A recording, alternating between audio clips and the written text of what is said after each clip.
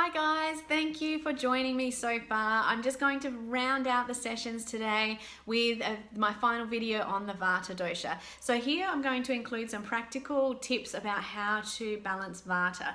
Now Vata, I feel like I could talk about Vata all day. It's I've had some experiences and imbalances probably more recently with Vata, and we're in quite a cool climate at the moment, so it's relevant for our current season. So what we really want to do is Vata is space and air, and it's very irregular, and it's cold as well. So any way that we can create a routine so there's more regularity in our life, any way we can keep warm, keep more structure and guidelines, keep more oiled and nourished inside and out, they're probably the key things. Vata loves oil and loves warmth, and it loves that little bit of stability. And sometimes I think of things like even people with anxiety and things like that just love a nice heavy blanket, because again, that's containing them and making them feel safe and secure. So that's definitely a Vata related condition. And it's funny how you can start seeing, well, that's why that gives that that feeling, because it's that giving that physical structure that person needs, those boundaries to feel safe and secure. So the other things, sesame oil is Vata's best friend. So a lot of times in all the ancient Ayurvedic texts, they mention oil, and it's always usually sesame oil, but particularly for Vata, sesame oil is warming, but it's very heavy and grounding. So it's the perfect antidote to balance your Vata. So you can be doing a daily routine, a massage before your shower, just to incorporate a really nice massage into your day. Now, because Vata is very scattered and very ideas orientated, and they've been jumping from one thing to the next, the best thing for Vata is to be mindful and in the moment. So anytime that you can quiet the mind, you can focus on one thing at a time, meditation process, or a journaling exercise or things like that you can do to give more stillness. If you're going to do some exercise, running or anything like that is not going to be the best activity for Vata. You'll probably enjoy it, but you really want to bring more stillness. So a really nice mindful slow yoga practice or something like that, where it's going to be grounding and centering and calm and still, and probably less movement and more just inward reflection is going to be really helpful for you.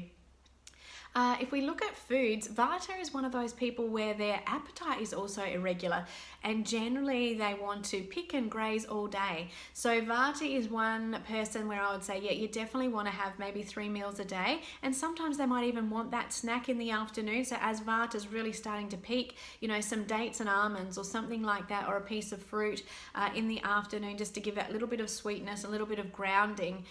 So you can stick to your 3 main meals, but then you might just want to have that snack if you're a Vata or a Pitta, because Pittas also have quite a strong appetite, so they can go the 3 meals with a snack as well. So we can look at having more heavy and grounding foods, but we want to make sure it's not too heavy, and we want to make sure it's well cooked so it's nice and easy to digest. And probably sometimes legumes can give Vata a little bit of extra wind and air. So Vata naturally has that air prominent in the dosha, and sometimes legumes and things like that can add more of that quality to the body. So it's about preparing the legumes, like by soaking. We can add things like asafoetida or hing, which help to balance that quality within the legumes, and also cooking them properly, adding lots of oils and ghee, which are also grounding and nourishing for the Vata dosha. So again, it's the way we prepare our food which can help make them more balancing for our constitution as well.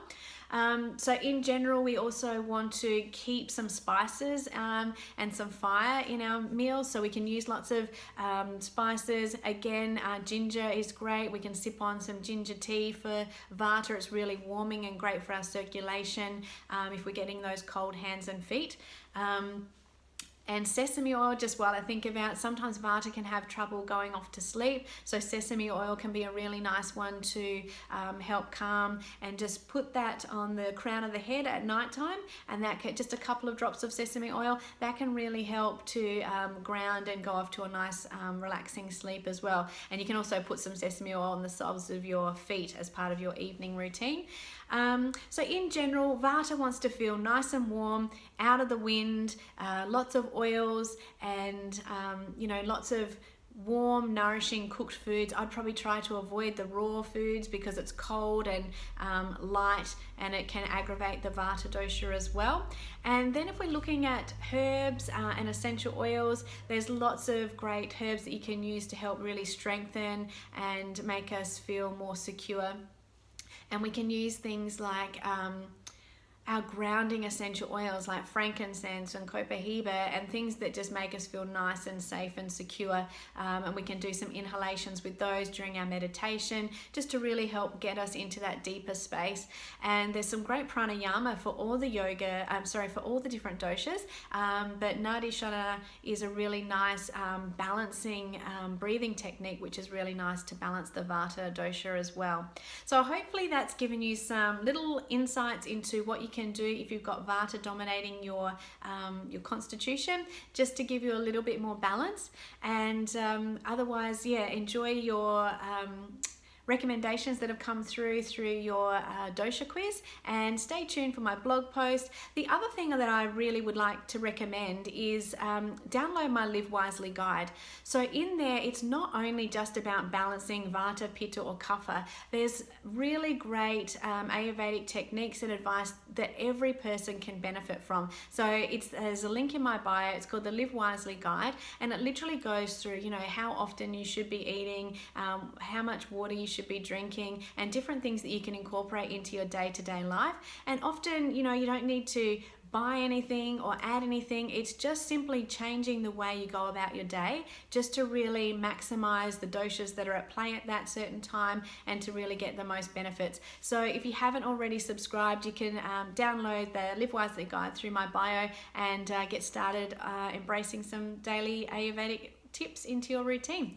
I look forward to connecting with you soon. Any questions or comments, I'd love to hear from you, and enjoy the rest of your day. Bye.